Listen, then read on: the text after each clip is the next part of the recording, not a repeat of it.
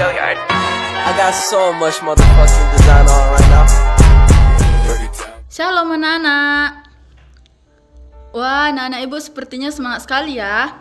Sebelum kita mulai pembelajaran kita, ada baiknya kita berdoa terlebih dahulu ya. Mari kita bersatu di dalam doa. Bapa yang baik, terima kasih Bapa atas berkat yang Engkau berikan kepada kami, sehingga kami dapat berkumpul di tempat ini untuk melaksanakan pembelajaran kami. Bapa, sebentar lagi kami akan memulai pembelajaran kami. Kiranya apa yang akan kami pelajari dapat kami terapkan dalam hidup kami. Apa yang akan kami pelajari juga dapat kami lakukan dengan baik.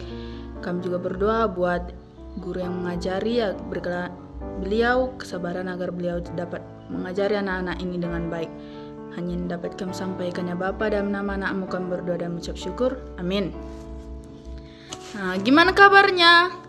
Anak-anak ibu sehat? Masih semangat? Oke, kalau masih semangat, ibu mau bertanya nih. Siapa yang masih ingat pelajaran kita minggu lalu? Ayo, siapa yang masih ingat? Iya, betul sekali. Minggu lalu itu kita belajar tentang penciptaan. Lalu ibu ingin bertanya lagi, apakah ada yang ingat apa yang diciptakan Tuhan dari hari pertama sampai hari ke-6? Ayo, ada nggak anak-anak ibu yang bisa menjawab dengan benar? Kalau ada, ibu akan berikan hadiah. Ya, di sini ibu akan ulangi materi kita yang minggu lalu, yaitu pada hari pertama Tuhan menciptakan terang dan gelap. Lalu pada hari yang kedua Tuhan juga menciptakan cakrawala. Pada hari ketiga Tuhan menciptakan daratan seperti benua, gunung, dan juga pulau. Lalu pada hari yang keempat itu Tuhan menciptakan benda-benda langit, yaitu contohnya seperti matahari, bulan, bintang, awan, dan benda langit lainnya. Lalu pada hari kelima Tuhan menciptakan segala binatang, yaitu seperti rusa, badak, ayam, ya kan, binatang-binatang yang ada di sekitar kita.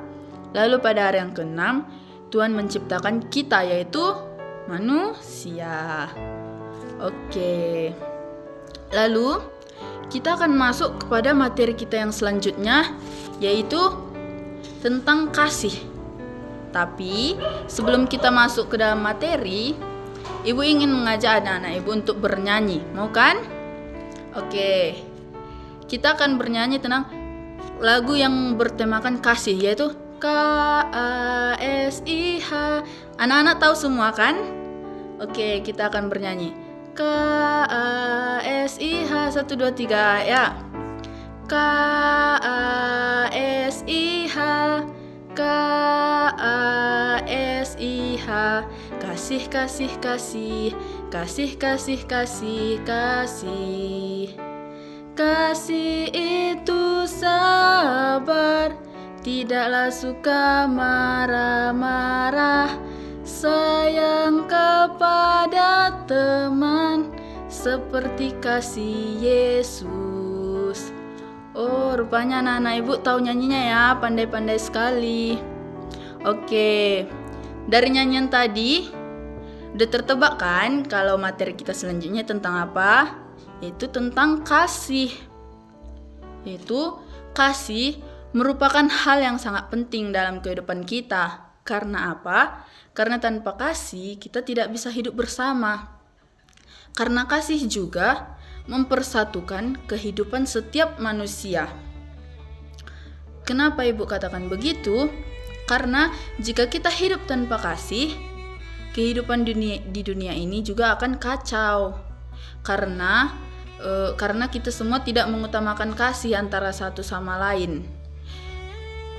Coba anak-anak bayangkan, misalnya di dunia ini tidak ada yang namanya kasih, tidak ada hidup saling mengasihi, yang ada saling berkelahi, saling ngejek-mengejek, saling pokoknya hal buruk, hal jelek. Pasti hidup ini juga tidak akan berjalan dengan baik, ya kan?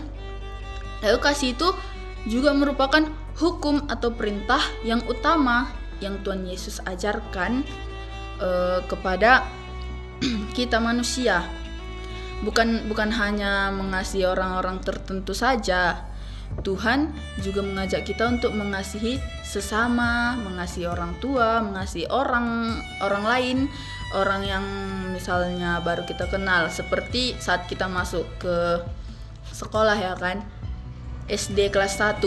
Nah, kan kita tidak terlalu pandai dalam bergaul, atau misalnya SMP kelas 1 ya kan, awal-awal masuk kita pasti masih memerlukan cara untuk berbaur, cara untuk menilai ini enak nggak dikawani, ini enak nggak dikawani. Tapi jangan langsung menjudge bahwa tidak, misalnya ada penampilan yang tidak baik dari teman-teman kita itu, misalnya berpakaian atau apa, langsung kita judge dia, oh dia kayaknya nggak enak dikawani. Tidak, itu bukan mencerminkan sikap saling mengasihi. Lalu ibu akan menjelaskan sifat dari kasih itu. Sifat dari kasih itu yaitu pertama itu sabar. Sabar dalam artian anak-anak ibu harus sabar dalam segala hal, tidak mudah terpancing emosi. Contohnya seperti hal kecil saat antri contohnya ya kan, anak-anak ibu mau membeli es krim, tapi jajanan es krimnya panjang antriannya.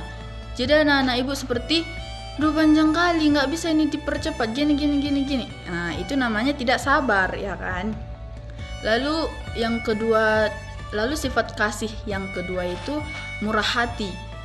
Murah hati itu seperti saling menolong ya kan, anak-anak ibu harus saling menolong kepada sesama. Tidak usah jauh-jauh, kepada teman-teman sebangku, teman-teman sekelas ya kan. Lalu yang ketiga itu ada tidak iri. Kenapa sifat kasih itu tidak iri? Karena seperti kita tahu kasih ini kan baik, saling menolong ya kan. Tidak iri di sini yaitu seperti kawan kita, kawan sekelas atau kawan sebangku tadi yang ibu bilang, punya barang yang lebih bagus. Misalnya kotak pensil, kawan sebangkunya punya kotak pensil yang punya kalkulator ya kan, atau punya ada kaca sama sisir di kotak pensilnya, padahal kita cuma kotak pensil yang kain yang cuma dibuka satu kali. Nah, terus kita iri, kita malah menjauhi, kita malah menjelek-jelekkan, dia lah sombong kali, gini, nggak mau membagi pensilnya, padahal dipinjam aja pensilnya belum, tapi udah langsung dijudge dia nggak mau minjam karena rasa iri di dalam diri. Rasa iri di dalam diri kita ini tidak boleh terlalu diperbesar, jangan. Kita itu harus saling melengkapi juga. Lalu yang keempat yaitu tidak membesarkan diri. Anak-anak ibu tahu nggak arti tidak membesarkan diri itu seperti apa? Membesarkan diri itu seperti menyombongkan diri, seperti cerita ibu yang tadi tentang kotak pensil. Kita balikkan keadaannya, teman yang punya kotak pensil, yang punya kalkulator, tempat pensil yang bagus ini malah menyombongkan diri, mengatakan kalau kotak pensilnya jelek, lihatlah punya aku cantik, keren, canggih gitu. Itu tidak boleh, karena apa? Tidak mencerminkan apa itu kasih ya kan. Dia menyombongkan diri, padahal yang dimiliki dia itu adalah yang diberikan orang tuanya, bukan dari apa yang dimiliki dia. Padahal misalnya kawan sebangkunya ini betul-betul pengen itu, tapi dia malah makin memanas-manasi dengan sikap sombongnya. Lalu kasih itu juga tidak berbuat kasar, tidak mengutamakan kepentingan sendiri. Kasih itu juga tidak cepat marah dan tidak mengingat-ingat kesalahan orang lain. Sekarang ibu tanya, siapa di sini yang masih nginget kesalahan temannya, selalu diingat-ingat.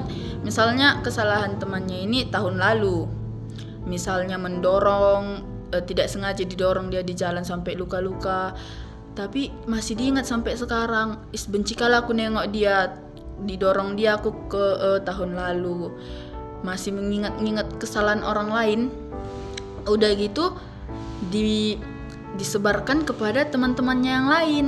Dibilang dia jahat, dia kemarin melukaiku, dia kemarin mendorong sampai luka-luka, sampai berdarah.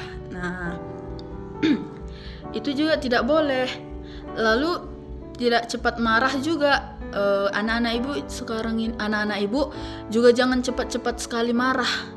Bisa, memang manusia itu punya tingkat kesabaran yang ada batasnya, memang. Tapi jika masih bisa ditahan atau jika masih bisa saling memaafkan, anak-anak ibu juga harus bisa saling memaafkan satu sama lain. Kenapa? Karena jika kita saling memaafkan, tidak menyimpan dendam, tidak menyimpan rasa iri, ibu yakin pasti hidup kita juga tenang, ya kan? Tentram, tidak ada seperti permasalahan. Kalau kita menyimpan dendam, ya kan? Kalau kita menyimpan dendam kepada teman atau siapapun itu, pasti di hati kita ini tidak tenang. Kenapa ibu bilang tidak tenang? Kau punya dendam sama temanmu, kau balaskan dendammu ini. Lalu temanmu itu tidak terima sama perlakuanmu, dia juga membalaskan perbuatanmu kembali.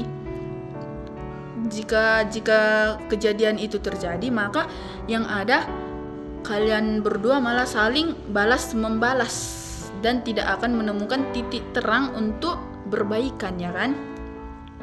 Makanya ibu katakan agar anak-anak ibu ini punya kasih di dalam diri. Memang sifat kasih ini susah untuk diterapkan, ya, tapi sedikit demi sedikit kita mencoba untuk menerapkannya. Lalu dalam Matius 22 ayat 37 sampai 40 dituliskan bahwa jawab Yesus kepadanya, kasihilah Tuhan Allahmu dengan segenap hatimu dan dengan segenap jiwamu dan dengan segenap akal budimu. Itulah hukum yang terutama dan yang pertama. Dan hukum yang kedua yang sama dengan itu ialah kasihilah sesamamu manusia seperti dirimu sendiri. Pada kedua hukum inilah tergantung seluruh hukum Taurat dan kitab para nabi. Sudah sangat jelas dikatakan dalam Alkitab bahwa kita disuruh untuk saling mengasihi. Bukan hanya mengasihi Tuhan, bukan hanya mengasihi Tuhan Allahmu, tetapi juga mengasihi sesamamu manusia seperti dirimu sendiri. Lalu juga dalam Alkitab ini kita disuruh untuk mengasihi Tuhan dengan segenap hatimu, dengan segenap jiwamu, dan juga dengan segenap akal budimu. Tidak sembarangan dalam mengasihi Tuhan. Kita mengasihi Tuhan ada 3 tadi, ya kan? Ada 3, yaitu dengan segenap hati, segenap jiwa, dan segenap akal budi. Lalu juga dalam 1 Yohanes 4 ayat 19 tertulis, kita mengasihi karena Allah lebih dahulu mengasihi kita. Seperti yang dikatakan dalam Alkitab ini, Allah lebih dahulu mengasihi kita. Oleh sebab itu, kita juga harus mengasihi sesama sebagaimana Allah mengasihi kita manusia. Jadi kita semua ini memiliki kasih di dalam diri kita. Hanya saja kita harus pandai dalam menempatkannya. Seperti sifat kasih yang tadi. Memang sifat kasih itu sangat susah untuk dilakukan sepenuhnya, ibu ngerti. Tapi ibu ingin anak-anak ibu mencoba secara perlahan menerapkan kasih dalam hidupnya. Karena apa? Karena manusia itu harus memiliki kasih. Nah, sampai di sini saya pembelajaran kita mengenai kasih. Sekarang Ibu ingin tanya kesigapan anak-anak ibu dalam mendengarkan penjelasan ibu tadi. Ayo, ibu ingin tanya, dari penjelasan yang ibu katakan tadi, apakah anak-anak ibu masih ingat sifat kasih itu apa saja?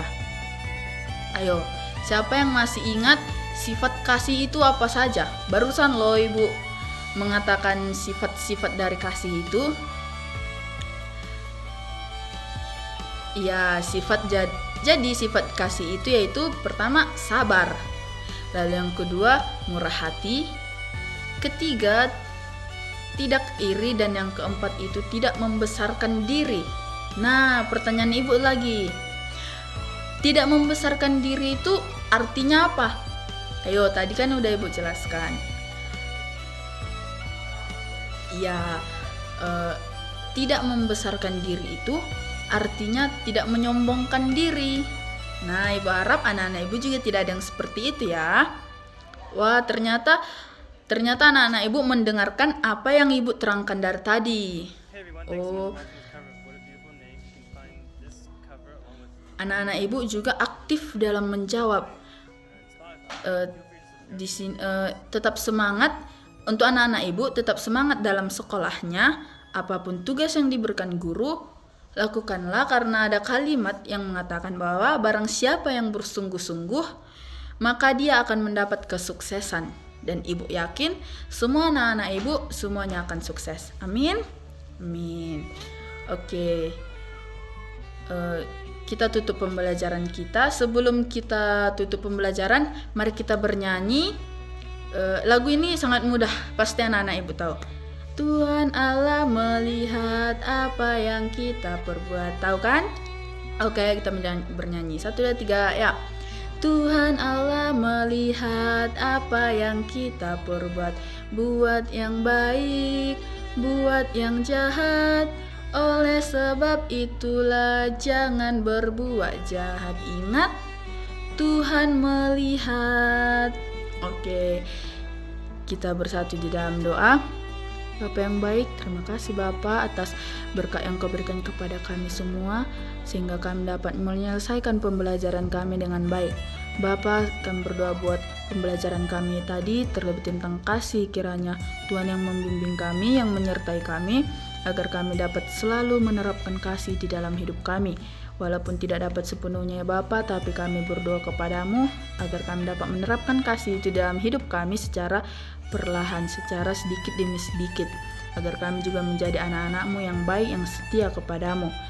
Kami juga mengasihi Engkau ya Bapa, karena Engkau dulu yang mengasihi kami. Hanya yang dapat kami sampaikan kepadamu, dalam nama anak-Mu kami berdoa dan mengucap syukur. Amin. Shalom anak-anak ibu.